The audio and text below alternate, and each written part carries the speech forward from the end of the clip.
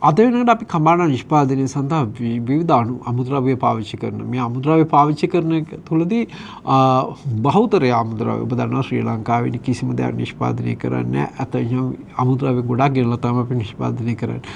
අපි මේ අමුද්‍රව්‍ය වලදී සෞඛ්‍යයට ආරක්ෂිත හා නීති අනුකූල අමුද්‍රව්‍ය විතරයි පාවිච්චි කරන්නේ. එතකොට මේ අමුද්‍රව්‍ය වලදී ඒ දි รา පත් වෙන කාලය හා ඒකේ වටිනාකම ඒ ශක්තියතාවය අපි වගකීම් බාර ගන්නවා.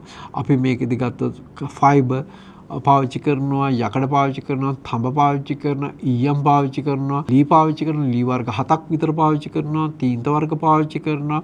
මේකට බාත්රූම් ෆිටින්ස් වගේ දේවල් ඔක්කොම පිටරට වලින් ගෙන්නපුවා ඉම්පෝට් කරපු ඒවා පාවිච්චි කරන්නේ. ඒ වගේ අපිට ඔබගේ නිවසක් හදනවා වගේම අපි කබාන එකත් ඒ විදිහටම තමයි හදන්නේ. නිවසයි කබාන එකයි ගත්තොත් ඇක්චුවල් නිවසට වඩා කබාන එක වටිනවා කියන්න පුළුවන්. මොකද නිවස කවදාකවත් ඔබට එහා මෙහා කරන්න බෑ. ඔබගේ ආර්ථික වශයෙන් ඔබට යම් කිසි පාඩුවකදී ඒක සේල් කරන්න බෑ.